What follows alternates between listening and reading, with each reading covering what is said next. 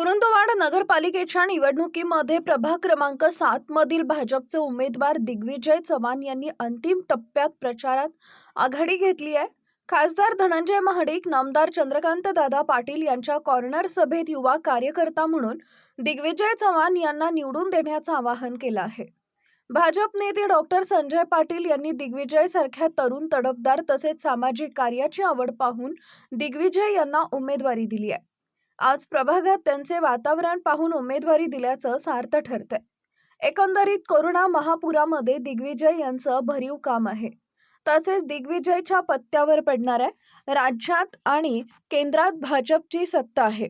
कुरुंदवाडच्या विकासासाठी प्रभाग क्रमांक 7 मध्ये दिग्विजय चव्हाणला मतदान करण्याचं आवाहन नामदार चंद्रकांत दादा पाटील, खासदार धनंजय महाडिक तसेच भाजप नेते व कुरुंदवाड भाजप पॅनल प्रमुख डॉक्टर संजय दादा पाटील या प्रमुख नेत्यांनी केलं आहे.